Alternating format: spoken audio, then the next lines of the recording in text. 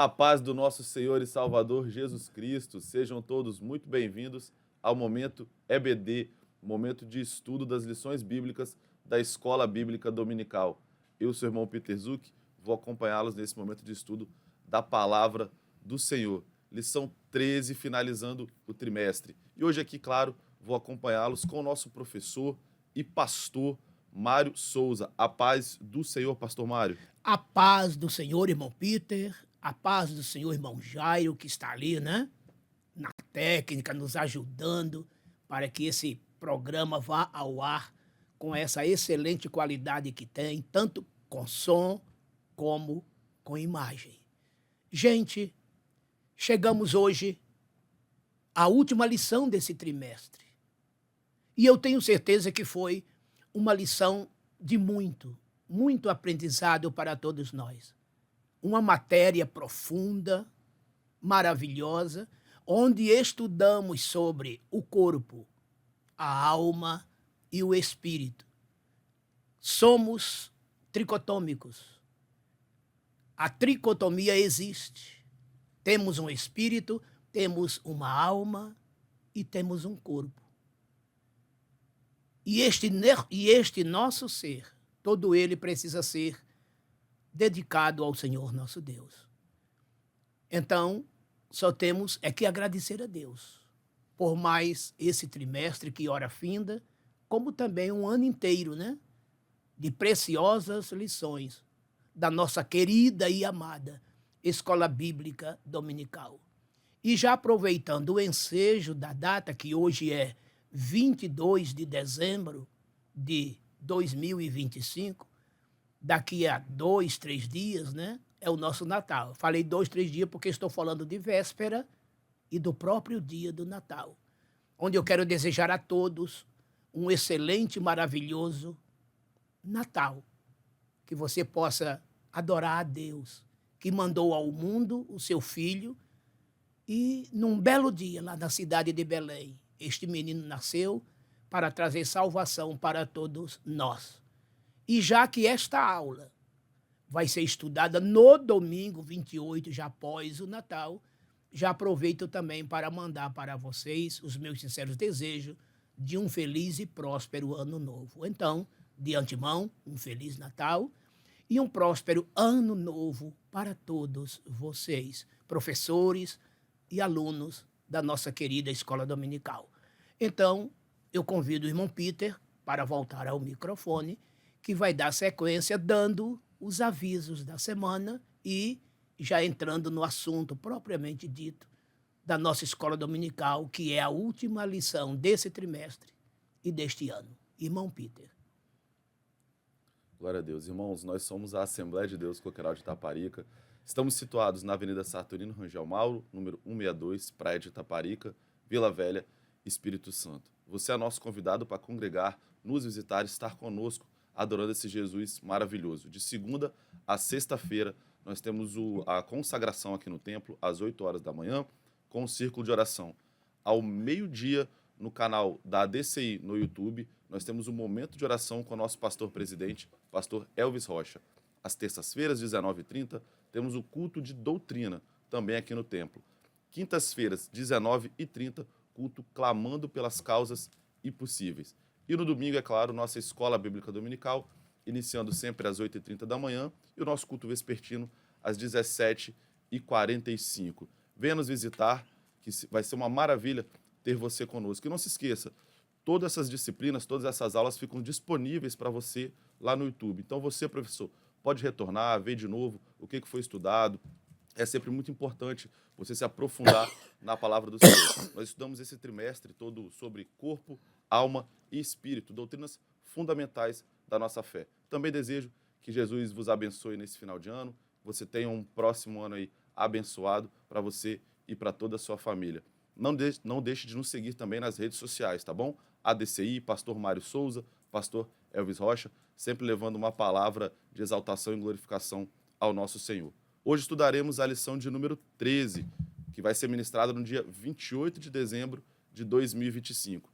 Ela tem o seguinte título: Preparando o corpo, a alma e o espírito para a eternidade.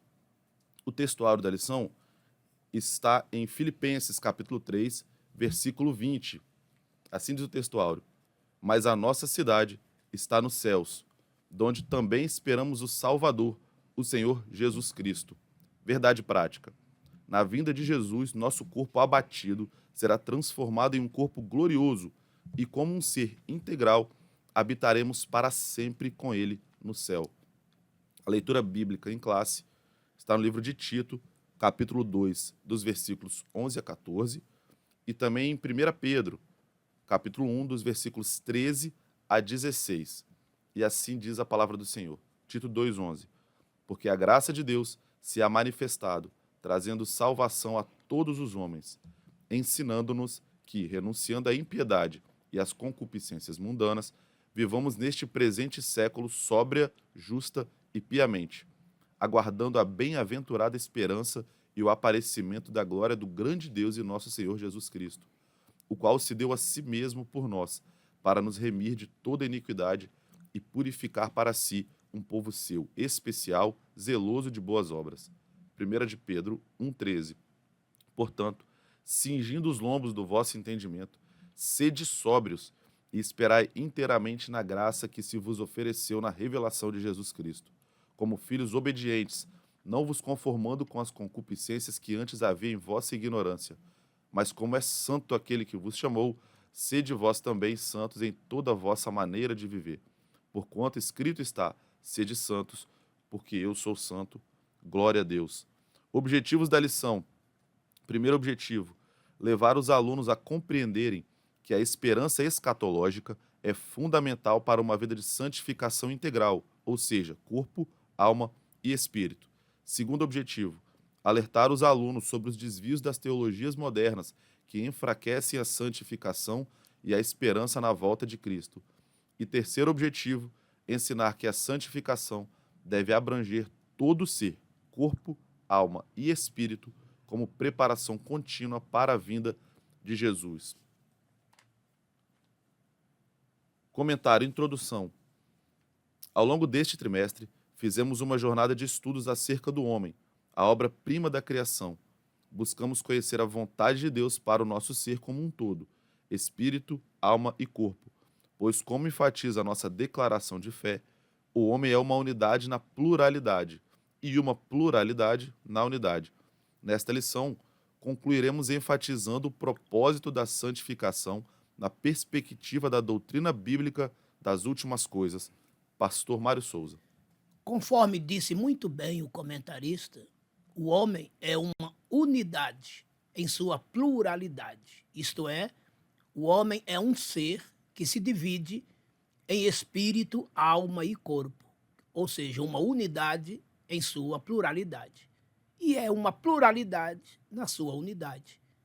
Espírito, alma e corpo que compõem um só ser, o homem. E este ser, o homem, ele foi formado por Deus no Jardim do Éden, Gênesis 1:26, para servi-lo, honrá-lo, amá-lo, segui-lo e adorá-lo na beleza da sua magnífica e majestosa santidade. Mas, infelizmente, o pecado entrou no mundo por meio de Adão, Romanos 5:12. E assim o pecado trouxe a corrupção, a miséria, a desgraça.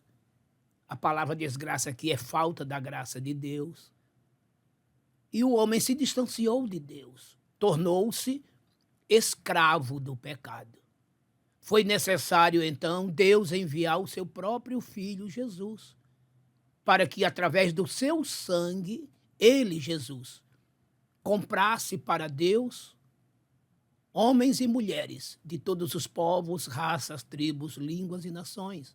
Apocalipse 5:9 em diante.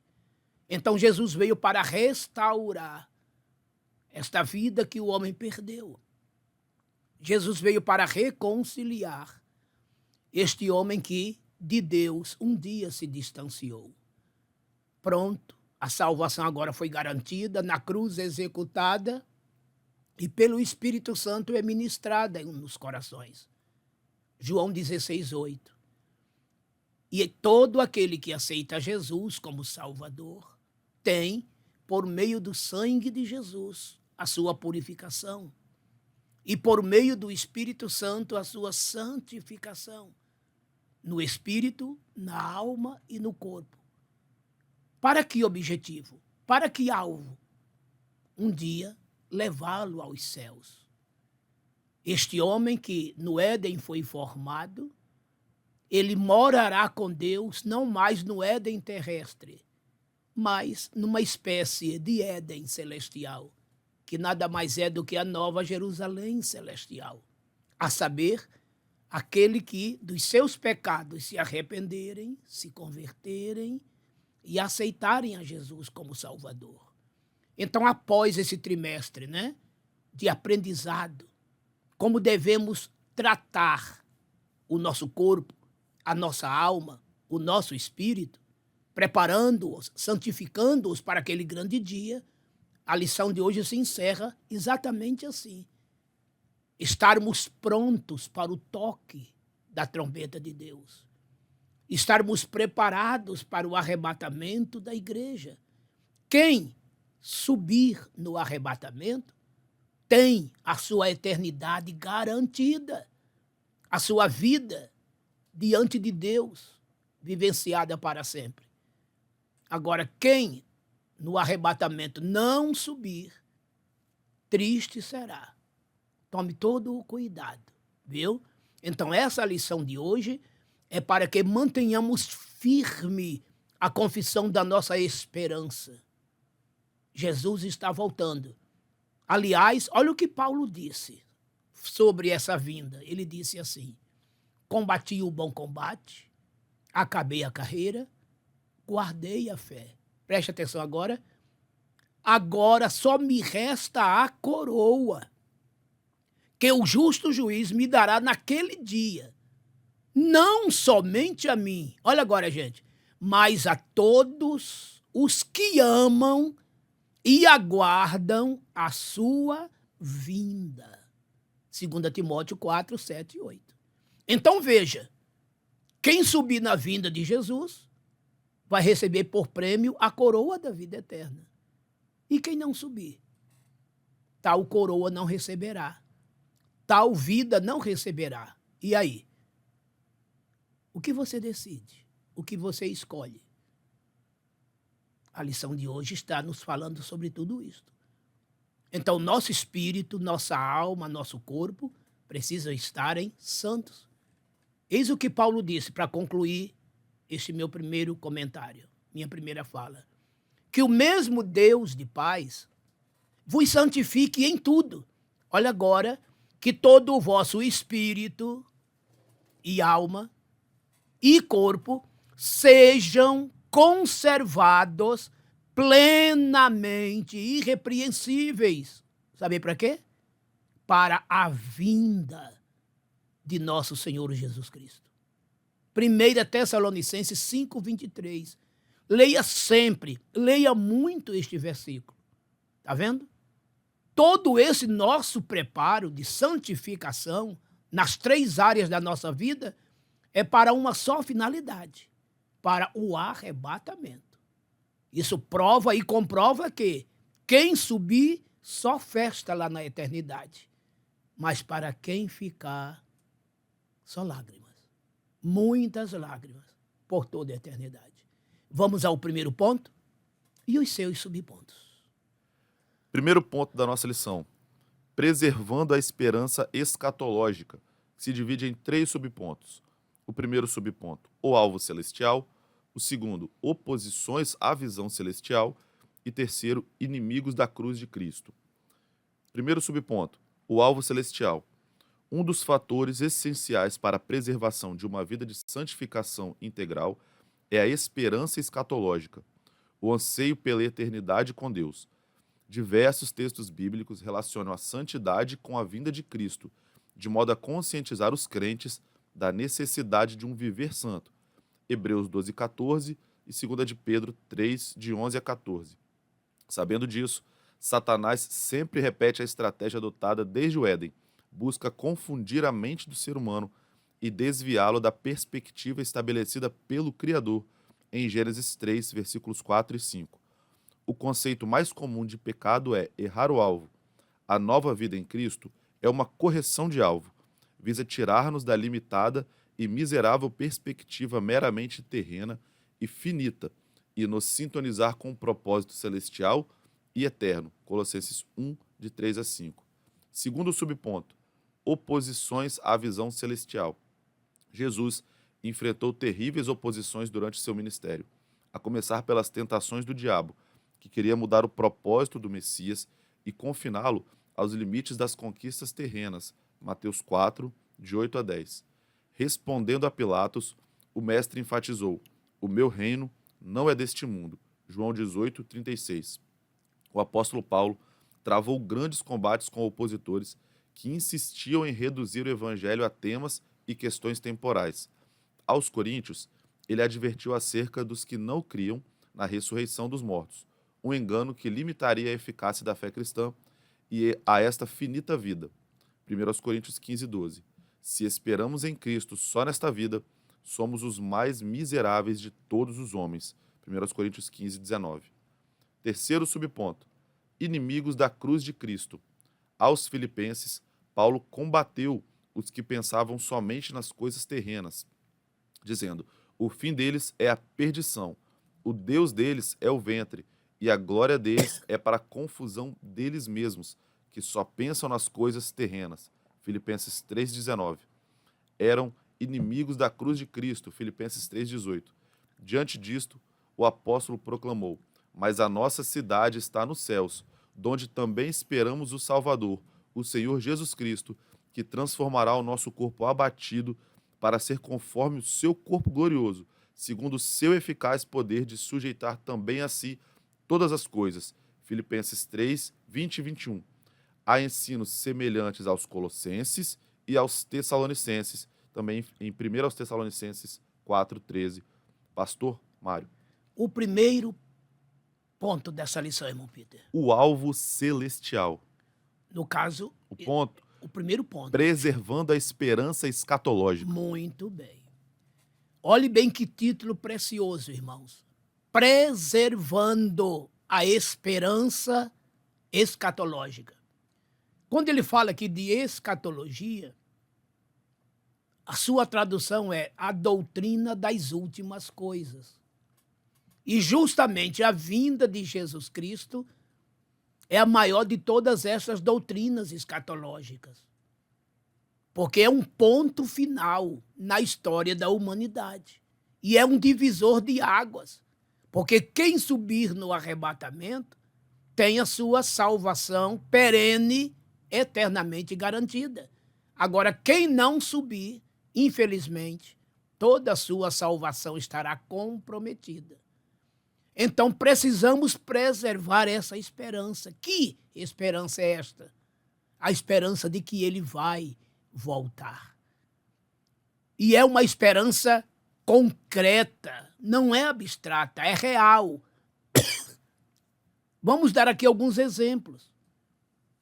Vinda esta que foi vaticinada pelos profetas no Antigo Testamento, pelo próprio Senhor Jesus Cristo, pelos anjos, pelos apóstolos, e o Espírito Santo continua dando sequência a essa esperança em nossos corações. Para que os senhores tenham uma ideia sobre a segunda vinda de Jesus, a Bíblia nos fala cerca de 1845 vezes. Veja como esse tema é importante. Vou até repetir, 1845 vezes. E por incrível que pareça, a maior parte está no Velho Testamento. Preditas pelos profetas, no livro dos Salmos, na própria lei, no Pentateuco, são 1527 vezes no Antigo Testamento e 318 vezes no Novo Testamento. Está vendo? Totalizando-se 1845 vezes. Olha o que Jesus disse em João capítulo 14, versículos de 1 a 3. Ele disse assim: não se turbe o vosso coração. Credes em Deus? Credes também em mim. Na casa de meu pai há muitas moradas.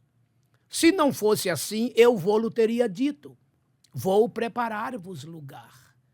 E se eu for e vos preparar lugar, virei outra vez e vos levarei para mim mesmo, para que, onde eu estiver, estejais vós também.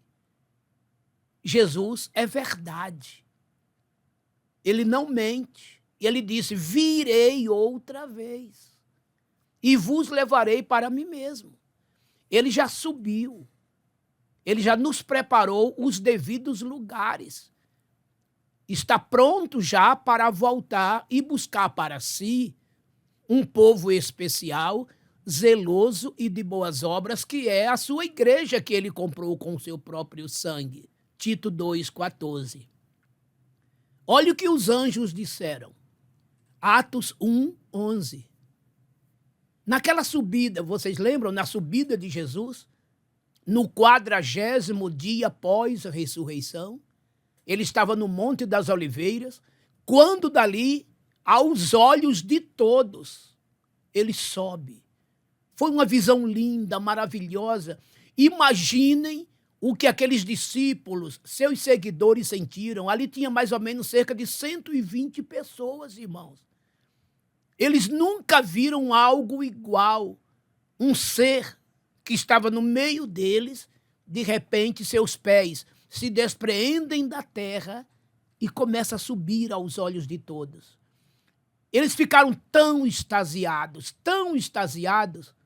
que mesmo depois que uma nuvem o ocultou, que ele entrou nos céus, eles continuaram com seus olhos fitos para o local exato onde Jesus ali se ocultou. E eles não perceberam que 2 anjos se puseram de pés junto deles. Eles foram chamados a atenção e eles só despertaram quando os anjos começaram a falar com eles. E aqueles anjos disseram assim: varões galileus, por que estáis olhando para cima? Este Jesus, que dentre vós foi recebido no céu, olha agora, queridos, que coisa linda, virá outra vez. Está vendo? Anjos não mentem, não é? Anjos não mentem. Agora os apóstolos, como Paulo, escrevendo aos Tessalonicenses, capítulo 4, 16, 17 e 18, ele disse: o mesmo Senhor descerá do céu, com alarido, com voz de arcanjo, com a trombeta de Deus, e os mortos ressuscitarão primeiro. E nós, os que estivermos vivos, seremos transformados, e juntos arrebatados, e nos encontraremos com o Senhor nos ares, nas nuvens, e estaremos sempre com o Senhor. Consolai-vos uns aos outros com estas palavras. O mesmo Paulo agora, escrevendo aos Coríntios, no capítulo 15, de 51 a 53, ele disse: eis que aqui vos digo um mistério. Nem todos dormiremos, mas todos seremos transformados. Num momento, num abrir e fechar de olhos, ante a última trombeta, pois a trombeta soará. E todos seremos transformados. Olha que coisa linda. Porque convém que isto que é corruptível se revista da incorruptibilidade, e isto que é mortal se revista da imortalidade. E quando isto que é corruptível se revestir da incorruptibilidade, e isto que é mortal se revestir da imortalidade, cumprir-se-á a palavra, a escritura que diz: tragada foi a morte pela vitória. Irmãos, não podemos, de forma alguma, perder o foco dessa esperança. Essa que é a esperança real, verdadeira. Porque aquele que tem esperança só nesta vida, isso é uma esperança corriqueira, terrenal, efêmera. Existe a esperança comum, não é? Quem é criança espera ficar adulto, quem namora espera se casar, quem estuda espera se formar, o profissional espera êxito em sua profissão, galgar posições. Mas tudo isto aqui acaba com a morte. Agora, a esperança eterna da vinda de Jesus, essa é imorredora. Daí Paulo dizer, se esperássemos em Deus somente nesta vida, seríamos os mais miseráveis de todos os homens. 1 Coríntios 15, 19. Já em Romanos 8, 23 e 24, ele exalta a esperança da vinda de Jesus, que essa é a verdadeira. E ele chega até a dizer no versículo 24, esperança que se vê? Isso não é esperança. Esperança é aquela que não se vê, essa é a real. E somente pela fé adquirimos tal esperança. Tanto é que o escritor aos Hebreus, no capítulo 11, versículo 1, olha o que ele diz. Ora, a fé é o firme fundamento das coisas que se esperam. Tá vendo? A fé é que é o firme fundamento, o firme alicerce daquilo que esperamos. E não somente a fé é o firme fundamento, mas ela é a prova das coisas que não se veem. Meu irmão, minha irmã, não perca jamais essa esperança. A esperança de que breve o Senhor virá para te buscar. Eu citei no começo do meu comentário aqui o que Paulo disse, né? Agora só me resta a coroa que o justo juiz me dará naquele dia. Não somente a mim, mas a todos os que amam e aguardam a sua vinda. 2 Timóteo 4:8. A maior esperança da igreja nesta terra é a vinda de nosso Senhor Jesus Cristo. Porque com a sua vinda haverá um ponto final na lágrima, na dor, na separação, nas discórdias e, por fim, na própria morte. A partir daí, nunca mais morreremos. Foi Paulo quem disse, isso que é mortal se revestirá da imortalidade. Isso que se corrompe pelo tempo, pela doença e pela morte, que é o corpo, vai se revestir da incorruptibilidade. Que coisa linda, irmãos. E tudo isso que eu estou falando já está dentro do primeiro subponto, né? Eu já estou falando tanto do título quanto do primeiro subponto, que é exatamente este alvo, essa esperança. Não perca este foco.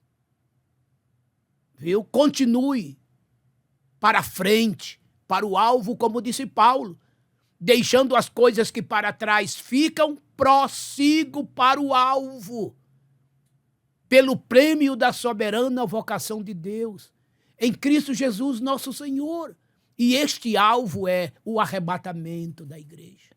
É a volta do Senhor Jesus Cristo. Agora, prepare-se para isto. E também vamos nos preparar para outra coisa. Sabe por quê? Olha o que nos diz o segundo subponto. Pode falar, irmão Pito, o segundo subponto. Oposições à visão celestial. Está vendo? Jesus teve esses opositores. Os profetas no Antigo Testamento tiveram, os apóstolos tiveram, os pastores dos séculos seguintes aos apóstolos e milênios tiveram. E continuamos tendo hoje os falsos mestres, os falsos doutores, que tudo fazem para bloquear esta esperança em nossa mente, querendo que vivamos do que é terreno, do que é passageiro. O apóstolo Pedro já dizia, na sua segunda epístola, capítulo 2, de 1 a 3. Essas referências que eu estou citando aqui, queridos professores e alunos, anotem para você usá-las em classe. Não esqueçam disto. Na sua segunda epístola, repito, capítulo 2, de 1 a 3, Pedro estava dizendo, olha o que disse o apóstolo Pedro, como houve antigamente, né? No seu tempo, ele dizendo, os falsos profetas, haverá também entre vós falsos mestres. Olha aí. Cuja função deles, a missão deles, é perverter, é blasfemar o caminho do evangelho, bloquear a fé dos irmãos. E Pedro relata um fato que é muito triste e que realmente se cumpre a cada dia. Ele inicia o versículo 2 dizendo: muitos os seguirão. Vocês estão vendo? Então não se espante se esses falsos mestres, esses falsos pastores, usando as plataformas dos canais da internet, consigam milhares, até milhões de seguidores. Porque é o caminho fácil. E Pedro está dizendo que muitos seguirão essa gente, corroborando com eles, blasfemando o caminho do evangelho. E olha o que Pedro fala ainda de maneira mais dura no versículo 3. E por amor ao dinheiro, ou seja, por avareza, eles farão negócio de vós. E conforme a tradução, já em outra diz, eles farão comércio de vós. Agora Pedro disse que a recompensa deles não tarda, o castigo deles não tarda, mas que eles farão, farão. E Paulo, corroborando com Pedro, leia as epístolas de Paulo a Timóteo, no capítulo 4 da primeira epístola, tá? Primeira epístola de Paulo 4, de 1 a 3. E na segunda epístola de Paulo, leia os capítulos 3 e 4. No capítulo 3, de 1 a 5. E no capítulo 4, também, de 1 até o 3. Nesses 3 capítulos que eu mencionei agora, Paulo adverte sobre esses falsos obreiros, que se apostatarão da fé e farão muitos também se apostatarem. O que é apostatar da fé? É se afastar da fé de Deus. Eles terão comichão nos ouvidos quando ouvirem a sã doutrina. E eles amontoarão para eles doutores, olha aí, mestres. E quando Paulo e quando Pedro falam de mestres, no caso falsos aqui, são homens hábeis, são homens sábios, são homens de uma oratória bonita, forte, até poderosa. É por isso que eles convencem a muitos. Mas são agentes das trevas, são servos de Satanás, estão a serviço do diabo para levar muita gente com eles para a perdição eterna. E Pedro ainda disse que essa gente torce ao ler os escritos de Paulo, está lá em 2 Pedro 3, de 15 em diante, quando ele diz que muitos torcem aquilo que Paulo escreveu, pontos de difícil interpretação, e eles torcem para as suas próprias condenações. Mas o que eu acho muito interessante, além de Paulo e Pedro, eu quero recomendar aqui a vocês que vocês leiam a epístola de Judas. Só tem um capítulo, irmãos, e só tem 25 versículos. E Judas aqui, ele dedica praticamente quase que toda a sua epístola só para falar desses falsos mestres, desses homens que são opositores à pregação do evangelho. Sabe? Vamos tomar cuidado. Não se enverede por caminhos tortuosos, heréticos. Mantenha tua convicção. Mantenha tua pureza, tua santificação. Porque sem ela não veremos o Senhor. Foi o que disse o escritor aos Hebreus no capítulo 12, versículo 14. Sem santificação, ninguém verá o Senhor. E Paulo disse que o nosso espírito, alma e corpo precisam estarem plenamente santificados, irrepreensíveis para a vinda de nosso Senhor Jesus Cristo. 1 Tessalonicenses 5, 23. E o próprio Senhor Jesus disse que aquele que é limpo de coração é este que verá a Deus. Mateus 5, 8. E culminando tudo isto, disse o apóstolo João, na sua primeira epístola 3, versículos 2 e 3, ele disse: amados, ainda não é manifesto o que havemos de ser, mas quando ele se manifestar, seremos semelhantes a ele, e como ele é, o veremos. Mas para isto, gente, há uma condição sine qua non. Veja qual foi a condição que disse o apóstolo João. Todo aquele que tem essa esperança, purifica-se a si mesmo, santifique-se a si mesmo, como ele, Jesus, também é puro, também é santo. Então, tomemos cuidado. Não deixe que essa tua esperança se confunda, viu? Com as heresias, com os bloqueios desses falsos mestres, porque eles não passam, sabe de quê? Sabe de que é que eles não passam, esses falsos mestres? Olha o que diz o terceiro subtítulo. Qual é, irmão Peter? Inimigos da cruz de Cristo. O título aqui está dizendo tudo. Eles não passam de inimigos da cruz de Cristo. E o que significa ser inimigos da cruz de Cristo? Significa ser inimigos do Evangelho, inimigos da fé, inimigos dos crentes santos e puros, inimigos da igreja, inimigos da salvação, inimigos de tudo. Porque o que é a cruz? É o local do encontro do homem com Deus. E dali para frente, quem se encontrar com o crucificado será salvo. É eternidade garantida. E o diabo não quer isto. E os seus asseclas, isto é, seus agentes também. Então, sabe o que é que eles fazem? Para nos enganar, eles falam até de um bom evangelho, um evangelho de caridade, um evangelho do bem, mas que fique tudo por aqui. Fique tudo por aqui. O céu é algo irrisório, é lendário, é mito. Vamos viver o nosso melhor aqui. Vamos aproveitar o nosso melhor aqui. A eternidade é algo supérfluo, sabe? Até não existe para muitos deles.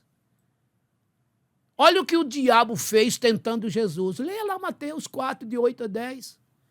Principalmente na sua terceira tentativa. Ele mostra para Jesus todos os reinos do mundo. E diz assim, olha, tudo isso eu te darei, se prostrado me adorares.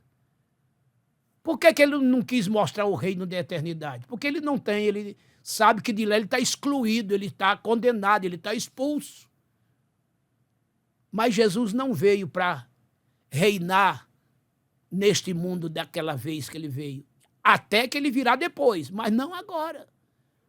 Foi o que ele disse ao governador Pôncio Pilatos. Quando ele disse, tu és rei, ele disse, tu o dizes. Mas ele prossegue dizendo, mas o meu reino não é deste mundo. Por enquanto, o reino dele é espiritual. Será um dia, quando ele descer com a igreja para reinar na terra durante 1000 anos, após a grande tribulação. Mas, no momento, o seu reino é espiritual. Sabe? Então, a nossa esperança está no espiritual. A nossa esperança está na eternidade.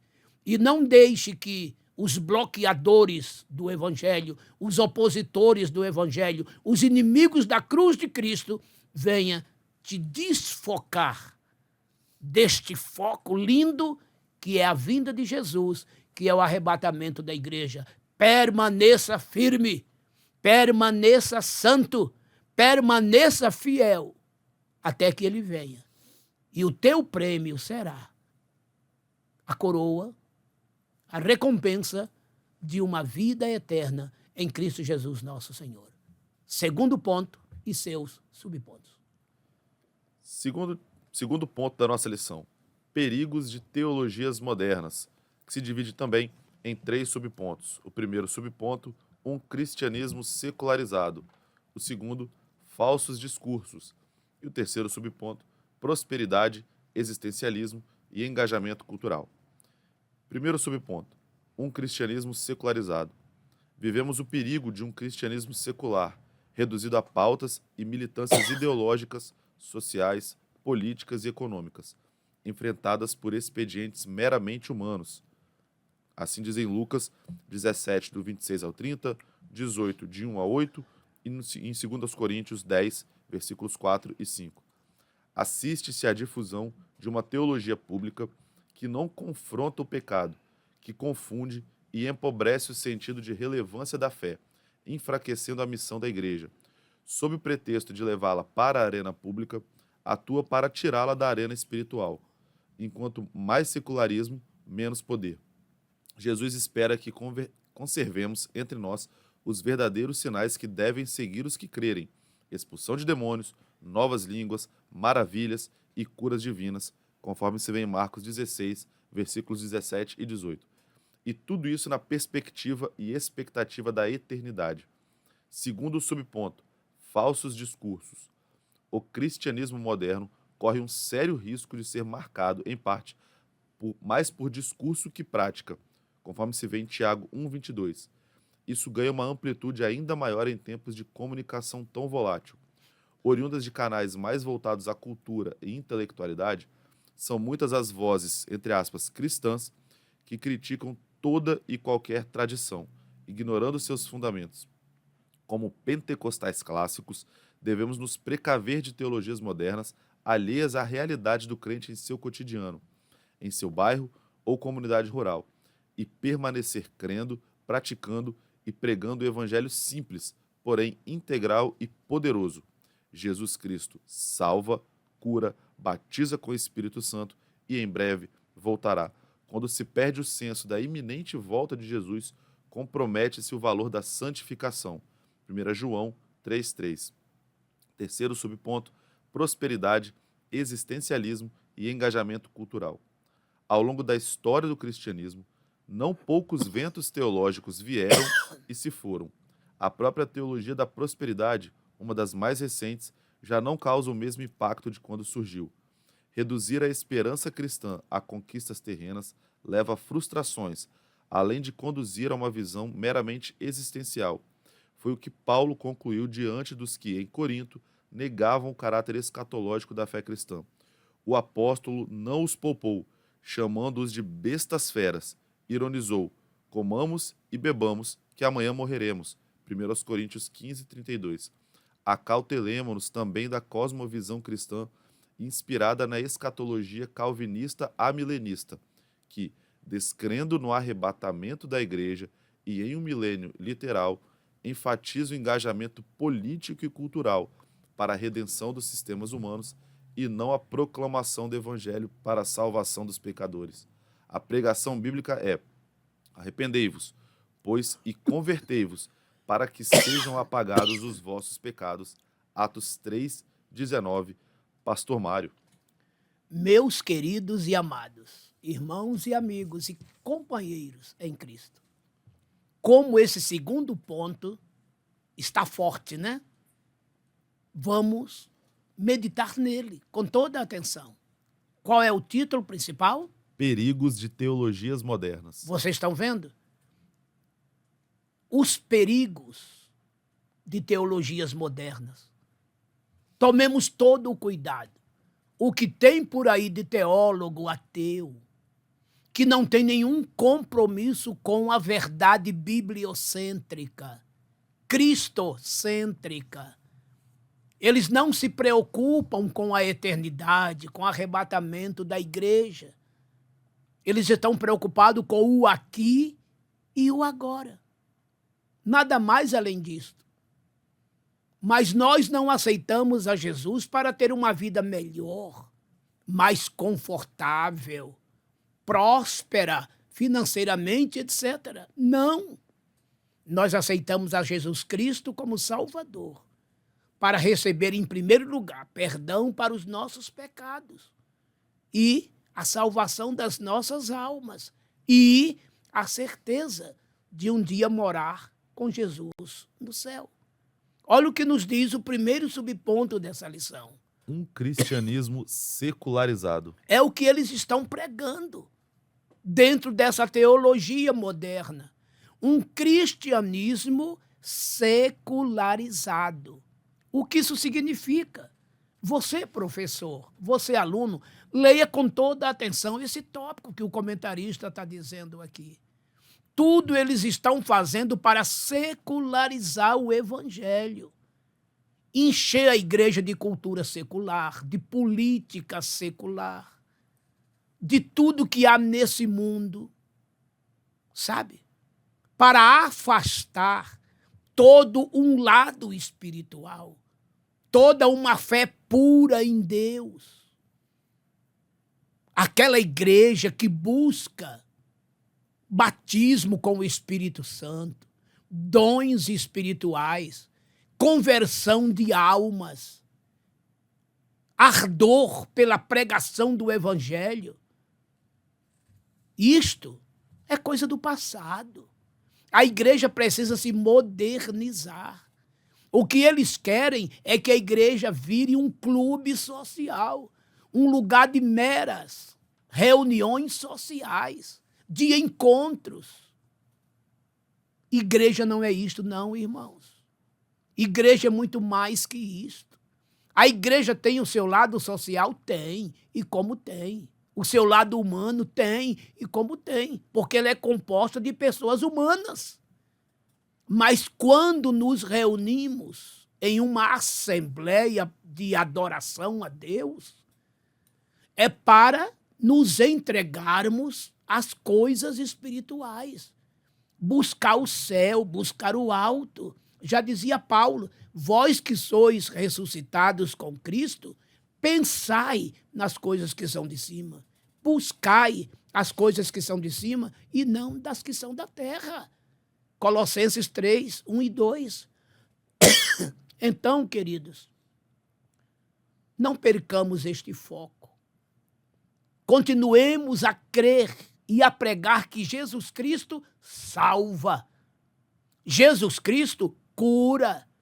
Jesus Cristo batiza com o Espírito Santo e derrama dons espirituais. E Jesus Cristo breve voltará para buscar um povo especial, zeloso, de boas obras, que é a sua igreja. Tito 2,14. Vamos nos afastar do secularismo, desse secular político.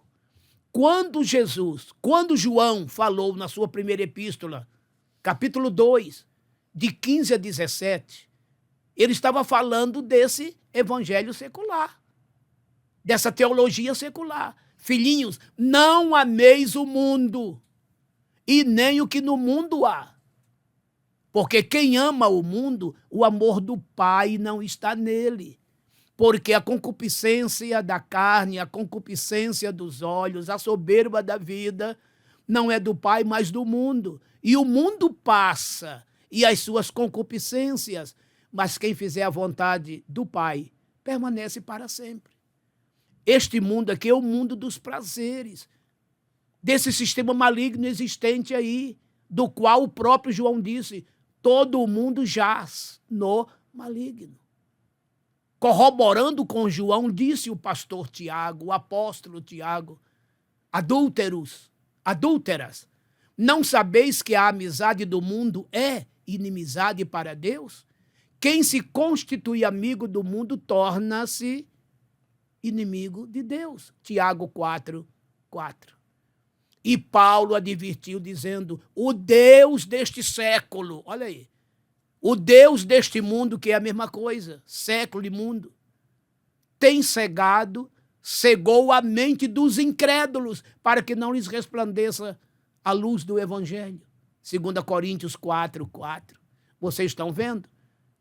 E o pior é que esses falsos mestres estão no nosso meio, em nossas festas, se banqueteando conosco, com cara de piedade, mas negando a eficácia da mesma, querendo induzir os crentes a um evangelho secular, a um momento, só de cultura, de lazer, de coisas normais desta vida. Aquilo que Jesus falou foi muito claro sobre nos dias de Noé, onde eles casavam, comiam, bebiam, davam-se em casamento, se banqueteavam. Olha aí. Olha o secularismo aí. E veio o dilúvio, eles não perceberam e pereceram todos. E podem ver que tudo isso afasta o Espírito Santo da igreja. E é por isso que se vê por aí afora hoje cultos vazios, sem a presença do Espírito Santo, sem operações de milagres, sem conversões.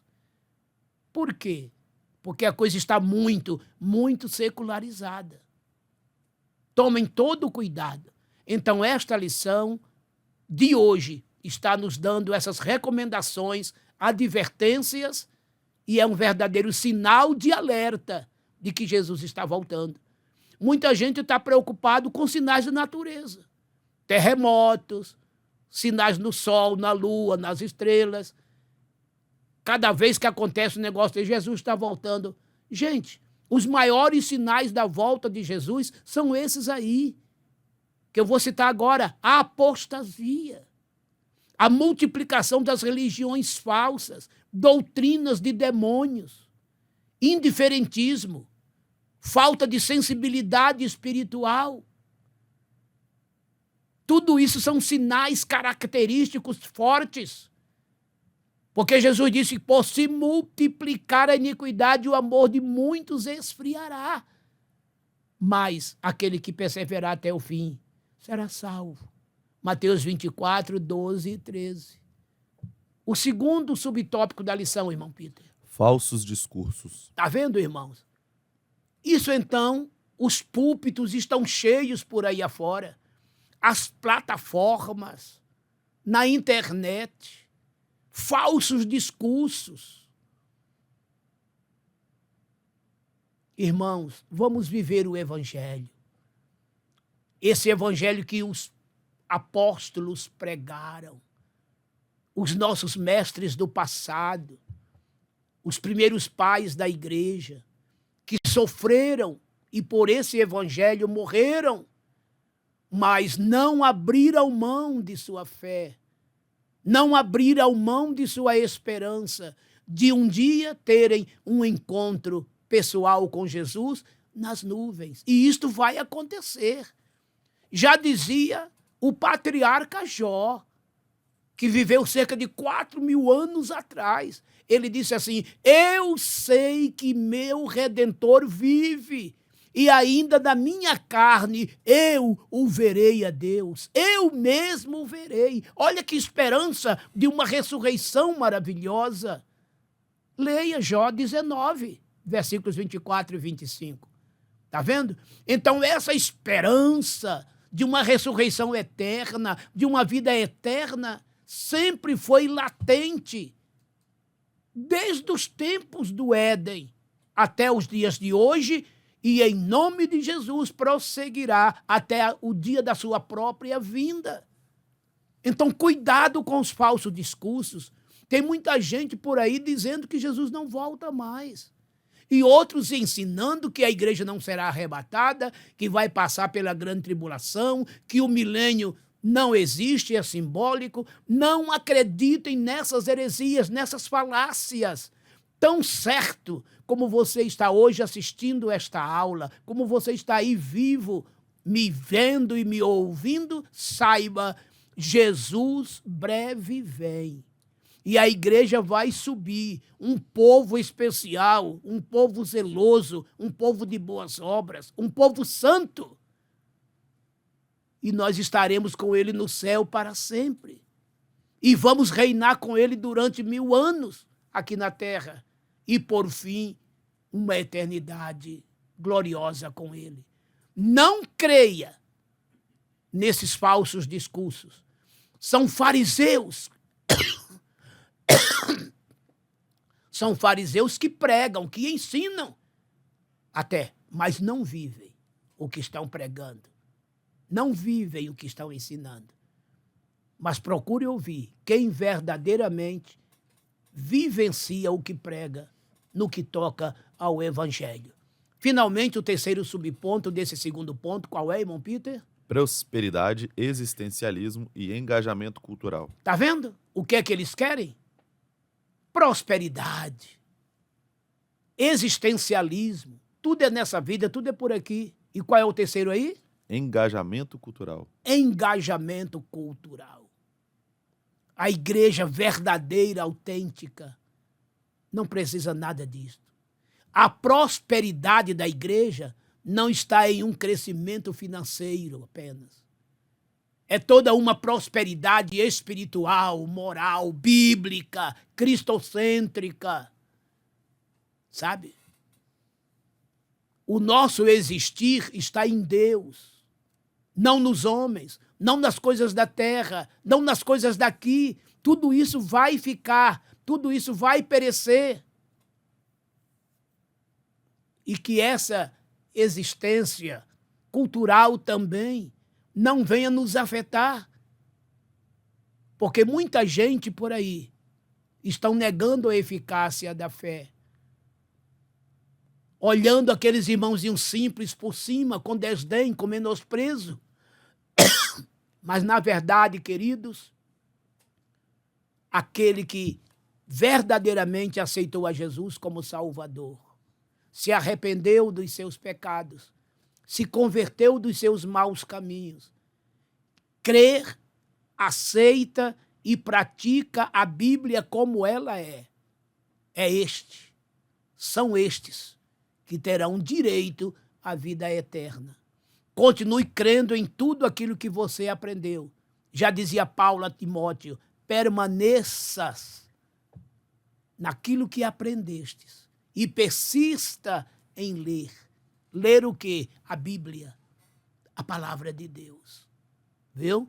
Tomem cuidado com esses falsos discursos. Tomem cuidado com o secularismo que está campeando no mundo e penetrando nas igrejas. Naquela época, em 312 em diante, entrou na igreja um homem chamado Constantino. E este homem, ele modernizou, ele secularizou a igreja. E depois os seus sucessores, como no caso de Teodósio I, que oficializou a igreja ao Estado. E a partir daí a igreja nunca mais foi a mesma. De 312 até 1517. Foram 1.205 anos. 1.205 anos de trevas, de ostracismos espirituais. Até que surgiu Martinho Lutero para trazer a reforma protestante. Lutero não queria fundar uma nova igreja. Não. 1000 vezes não. O que ele queria era que a igreja voltasse à sua origem, ao seu tronco, lá de Jerusalém, de Antioquia, de Constantinopla e até da própria Roma, dos anos 33 até 312. E depois de 508 anos, a gente vê que já precisamos até de uma nova reforma, porque novos Constantinos têm entrado nas igrejas, não mais imperadores, mas Constantinos até eclesiásticos, querendo ligar a igreja ao Estado, misturar política com religião. Isso não dá certo. Essas duas coisas têm que funcionarem paralelamente. Imaginem, vamos usar aqui uma metáfora da linha do trem, uma linha ao lado da outra, da origem até o seu destino, e sobre os trilhos, o trem. Se esses trilhos cruzarem lá na frente, o trem descarrilará. Então, política e religião, igreja, tem que andar paralela. Não cruzem as linhas, não cruzem os trilhos, porque o trem vai descarrilar. Então, que vá paralelamente do começo ao fim, porque é assim que a Bíblia ensina. Em Israel tinha o político, que era o rei, e tinha o religioso, que era o sacerdote. O sacerdote não podia ser rei, nem o rei podia ser sacerdote.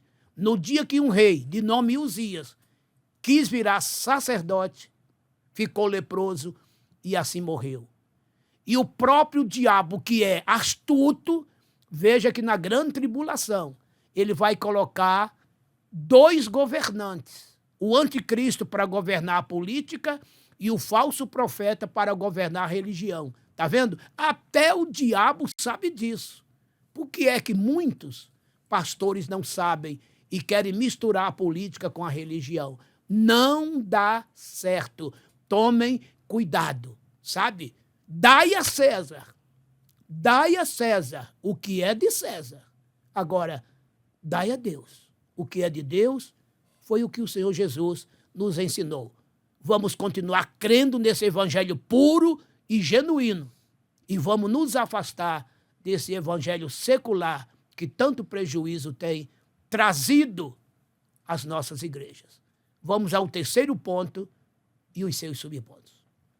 Terceiro ponto, conservando espírito, alma e corpo. Se divide em 2 subpontos. Primeiro subponto, prontos para o retorno de Cristo.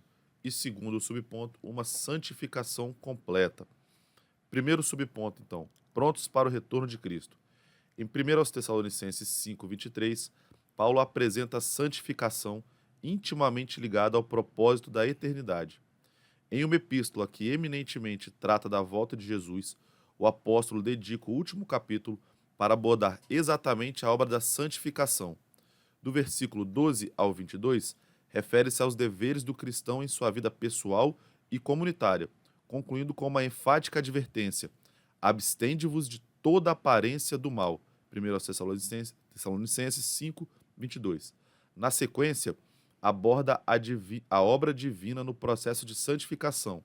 E o mesmo Deus de paz vos santifique em tudo, e todo o vosso espírito e alma e corpo sejam plenamente conservados irrepreensíveis para a vinda de nosso Senhor Jesus Cristo. 1 aos Tessalonicenses 5:23. O desejo do apóstolo era que, uma vez santificados, os tessalonicenses permanecessem conservados em santificação, prontos para o retorno de Cristo. Segundo subponto, uma santificação completa. Conscientes de nossa imperfeição e de que ainda habita em nós uma natureza carnal, devemos desejar e buscar constantemente nos aperfeiçoar em santificação. Apocalipse 22:11. Uma santificação completa, na qual parte alguma de nosso ser fique de fora, nem mesmo nossos afetos, pensamentos e intenções. Mateus 5:8. Tudo em nós deve ser santificado, no espírito, na alma e no corpo. Por nossa própria força isso é impossível, mas pelos meios da graça divina isso é plenamente possível. Que vivamos desfrutando de uma profunda convicção de nossa salvação, anelando pela vinda de Cristo. Se algo faltar, não nos esqueçamos: o sangue de Jesus Cristo nos purifica de todo pecado. 1 João 1:7, Pastor Mário. Meus queridos e amados, que desfecho maravilhoso desta lição, não é verdade? Eis o que nos diz o terceiro ponto. Qual é, irmão Peter? Conservando espírito, alma e corpo. Conservando, preservando espírito, alma e corpo.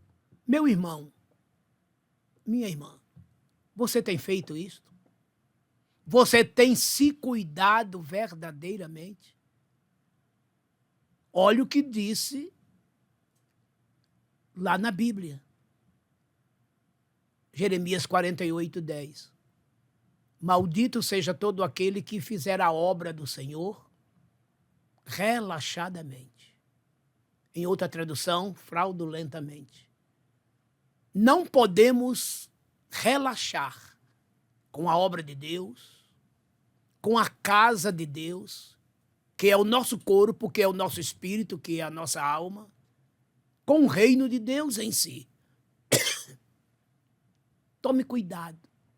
Não relaxe. Não descuide. Não ande de qualquer maneira. A coisa é séria.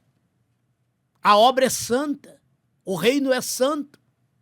As coisas de Deus são santas.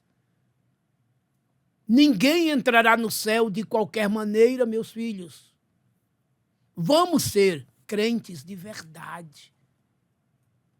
Andar com sinceridade. Você lembra do que Paulo disse? Tudo que é verdadeiro, tudo que é honesto, tudo que é justo, tudo que é sincero, tudo que é puro, tudo que é de boa fama. Se há nisto algum louvor, alguma virtude, nisto pensai.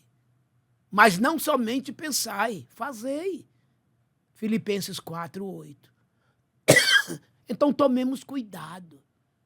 Olha o que nos diz o primeiro subponto. Vamos lá, irmão Peter? Prontos para o retorno de Cristo.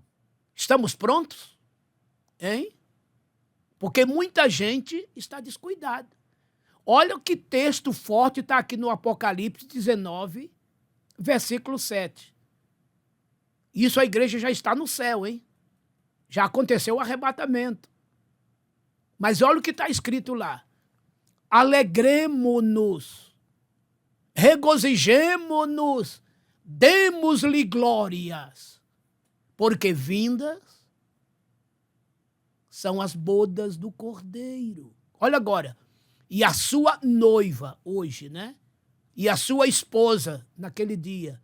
Olha o que diz, já se aprontou. Apocalipse 19, 7. E no versículo 8 diz, e foi-lhe dado a vestir um linho puro, fino, resplandecente. E esse linho puro, fino, resplandecente, é a justiça dos santos.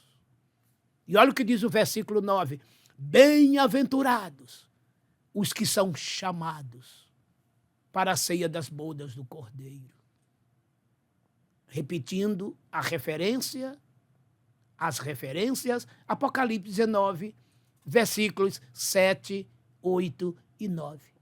Mas olha o que diz o versículo 7 aqui, que essa noiva, esposa, dependendo da tradução, está pronta. Então, se você é igreja, você tem que estar pronto, meu irmão.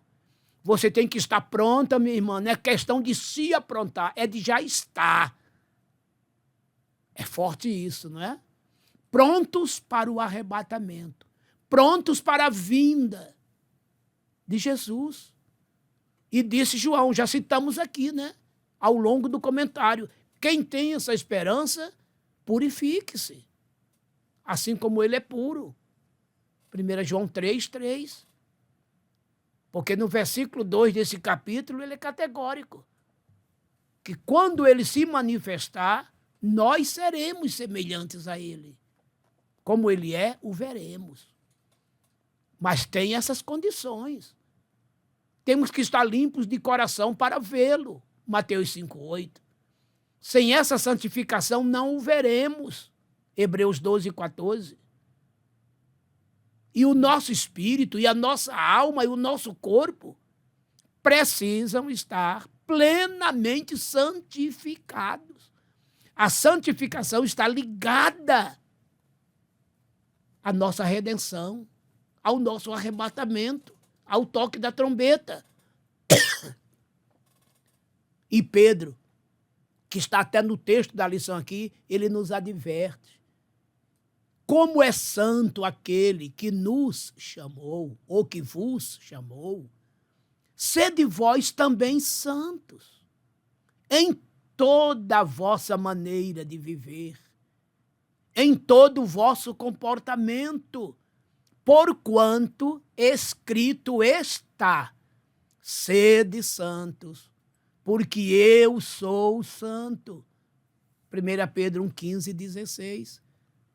Santidade, meu querido irmão, minha querida irmã, não é um estilo de vida, não. É uma escolha, é uma decisão a ser tomada por quem deseja ir para o céu. Se você não deseja ir para o céu, é outra situação. Se você não tem um compromisso de salvação da tua vida, é outra situação. Mas quem deseja ir para o céu, não existe outra alternativa, não existe outro caminho, não existe meio termo, tá entendendo? Ou você é ou não é. Ou você é santo ou é profano. Ou você é santo ou é ímpio. Ou você é crente ou é incrédulo. Ou você está na luz ou nas trevas. Você se lembra do que Jesus disse? Quem não é por mim, é contra mim. Quem não ajunta, espalha. Você está vendo aí? Jesus não está dando meio termo. Lembra que ele falou de duas portas? Só existe a estreita e a larga. Ele falou de dois caminhos. Só existem o estreito e o largo. Está lá, Mateus 7, 13 e 14. Por qual porta você entrou? Por qual caminho você está caminhando, hein? Vai ter um final. Jesus disse que o caminho largo, o término é perdição. E ele deu uma péssima notícia, dizendo: muitos são os que entram por essa porta larga e caminham por esse caminho largo. Olha o outro lado. Estreita é a porta. Apertado é o caminho que conduz à vida. E olha que notícia ele deu. Poucos são os que a encontram. Repetindo a referência, Mateus 7, 13 e 14. Você viu? Não tem alternativa. Ou porta estreita, caminho estreito, ou porta larga, caminho largo. E serão fins diferentes. O largo, perdição. O estreito, a vida eterna. E aí? O que você escolhe? Paulo já dizia: não erreis. Deus não se deixa escarnecer. O que o homem semear, isto também ceifará. O que semeia na carne, da carne ceifará a corrupção, o que é a condenação eterna. Mas o que semeia no Espírito, do Espírito, ceifará a vida eterna. O que semeia na carne vai colher condenação eterna. O que semeia no Espírito vai colher vida eterna. Gálatas 6, versículos 7 e 8. Está vendo? Você está pronto? Você está pronto? Nós estamos prontos? Somente nós mesmos podemos responder. Porque Paulo disse: cada um dará conta de si mesmo a Deus. Romanos 14, 12. Pense nisto, viu? Agora, a verdade é uma só. Jesus está voltando. A trombeta vai tocar. O pronto subirá. O que não estiver pronto, infelizmente, ficará. Segundo subponto, irmão Peter. Uma santificação completa. É só a continuação do que foi dito aqui, irmãos. Nada pelas metades. Tem gente que está dando o seu coração pela metade a Deus. Ou 90%, ou 95%, ou 80%. O que foi que Deus falou-nos por meio do profeta Jeremias? Buscar-me-eis e me achareis quando me buscardes de todo o vosso coração. Jeremias 29, 13. Está claro isso, irmãos? Deus não aceita metades, nem grandes partes, ou tudo ou nada. Não tem coração limpo pela metade, viu? Ou está totalmente limpo, Mateus 5,8, ou está totalmente sujo, Salmos 66, 18. Você já leu esse versículo? Salmos 66, verso 18. Olha o que disse o salmista: se eu atender a iniquidade no meu coração, o Senhor não me ouvirá. É forte isso? Daí o salmista também dizer: escondi a tua palavra no meu coração para eu não pecar contra ti. Salmo 119, verso 11. Aí vem agora o filho de Davi, Salomão, dizendo: sobretudo o que se deve guardar, guarda o teu coração, porque dele procedem as saídas da vida. Provérbios 4, 23. Quando a Bíblia está falando de coração, aqui está falando de alma. Esse coração tem que estar cheio da palavra, guardado pela palavra, protegido pela palavra, para que não haja pecado. E não havendo pecado, estaremos prontos para o arrebatamento. O nosso prazer tem que estar na lei do Senhor e nesta lei meditar de dia e de noite. Salmo 1, verso 2. Não tem que ter espaço para treva, para pecado ou coisa semelhante. Medite na palavra de Deus de dia e noite. Quando Moisés morreu, veja lá Josué capítulo 1, versículo de 1 a 8. Deus falou assim para Josué: olha, Josué, meu servo Moisés é morto. Mas como eu fui com Moisés, assim eu serei contigo. Mas para isso Deus exigiu algumas condições dele. Quando você chega no versículo 8, ele diz assim, olha, medita no livro desta lei. Não te apartes, hein? Não te apartes do livro desta lei. E neste livro, medita de dia e de noite. Ele te fará prosperar e ele vai dando uma série de conselhos. Está vendo? O nosso segredo de prontidão é meditar no livro da lei do Senhor, de dia, de noite. Porque esse livro vai nos ensinar a ser santos, a sermos puros, estarmos limpos diante de Deus, ser pessoas verdadeiras, honestas, sinceras, puras, de boa conduta e que só sabe é pensar e fazer estas coisas. Voltando então a Filipenses 4:8. E por fim, essas pessoas convertidas, o Espírito Santo planta nela o seu fruto. E o que é que esse fruto produz na nossa vida? Amor, gozo, paz, longanimidade, benignidade, bondade, fé, mansidão e temperança, domínio próprio. Gálatas 5:22. Diante disso, queridos, o que é que vai sobrar? Vida eterna. Com Deus. Então, que a tua vida seja uma vida que esteja pronta para o arrebatamento, que seja uma vida plenamente santificada, cheia de Deus, porque Jesus está voltando. E quem não estiver neste nível, infelizmente, não ouvirá o toque da trombeta e não verá a luz da aurora da eternidade. Mas eu espero que você esteja pronto e santo, pronta e santa, conforme esses dois tópicos. Aí, sim, a trombeta vai tocar e você vai ouvir o som. E os teus olhos verão não somente a Jesus, como ele é. Você será semelhante a ele no seu corpo glorificado e você entrará na eternidade com ele para sempre. Deus te abençoe. Vamos à conclusão da lição. Conclusão da maravilhosa lição 13. Pela graça de Deus, estamos concluindo mais um trimestre. Vivemos neste mundo, mas não pertencemos a ele. João 17,14. Que como peregrinos e forasteiros, jamais percamos o anseio pela eternidade com Deus. 1 de Pedro 2,11. Enquanto aqui estivermos, vivamos na inteira dependência do Senhor Jesus.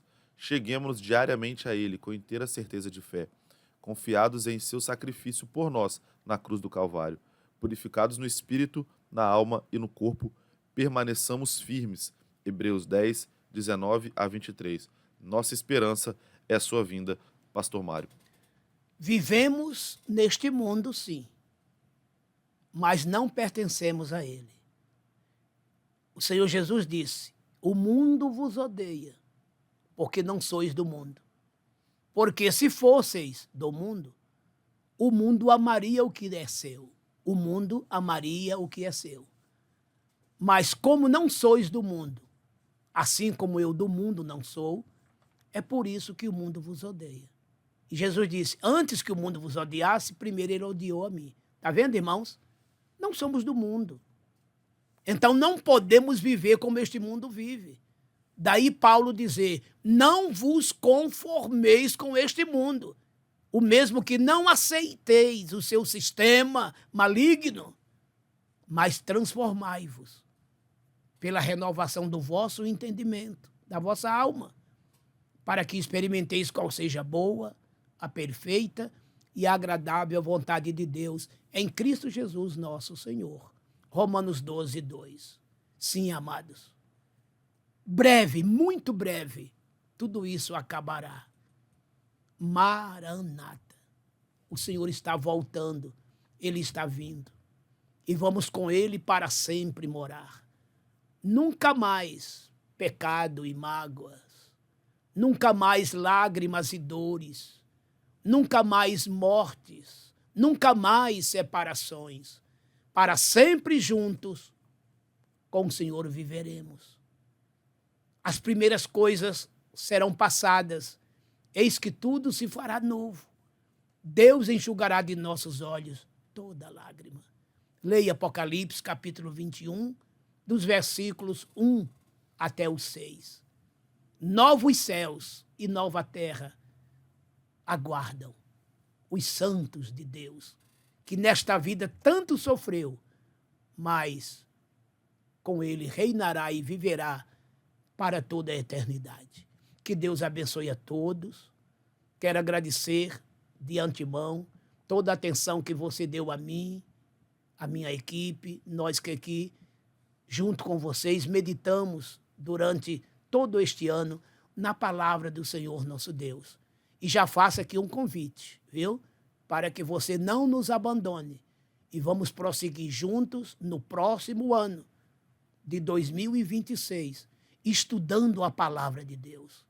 E aqui faço um apelo. Você que ainda não é aluno da escola dominical, procure o seu pastor, procure o seu professor, vá à escola dominical, não fique em casa. Aproveite o domingo, que é o dia do Senhor. Vá para a casa do Senhor, leve teus filhos, ou teus pais, ou qualquer tipo de parente que você tenha, e vá. Crente que frequenta a escola dominical é aquele crente que tem a sua fé sustentabilizada, um conhecimento maior, sabe? Porque a escola dominical, ela aumenta o nosso intelecto, ela forja o nosso caráter, sabe? E ela nos incentiva a permanecer na fé, apontando-nos para uma eternidade com Cristo.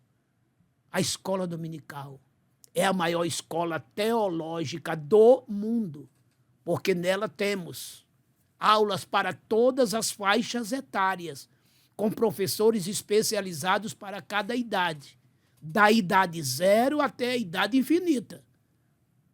Vá lá, matricule-se. Mas não somente isso, seja um aluno, aluna assíduos. São 52 domingos, gente, que tem um ano. São 52 horas aulas. O que é isso? É tão pouco, né? Mas a partir daí, você penetrará nos conhecimentos bíblicos. Deus abençoe a todos, viu? Deus abençoe a todos. E mais uma vez, para vocês, um Feliz Natal e um próspero 2026 na presença do Senhor nosso Deus. Não esqueçam, lembrem-se sempre, nunca falte a escola dominical. Deus abençoe a todos.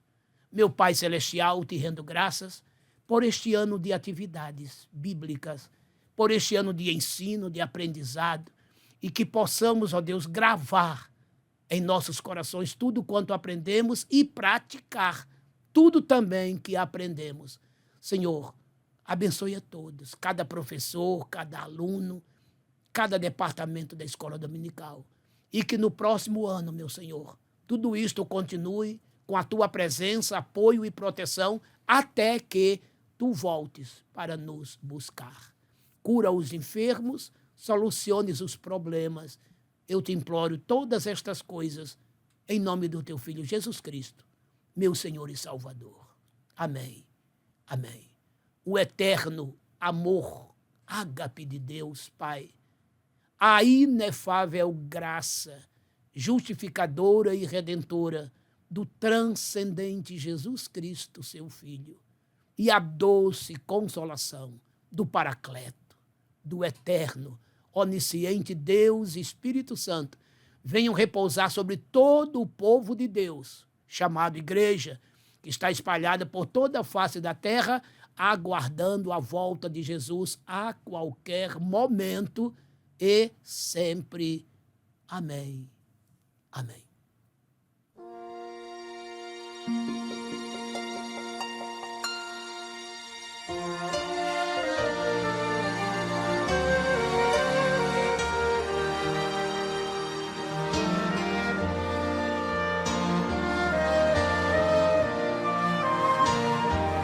Verei Jesus voltando sobre as nuvens, com esplendor e glória eu verei, vivendo aqui do meu lar tão distante. Eu creio nele e o vejo pela fé. Verei Jesus, pois tenho esperanças de ver o dia da ressurreição, o dia em que os salvos triunfantes vão receber o eterno galardão.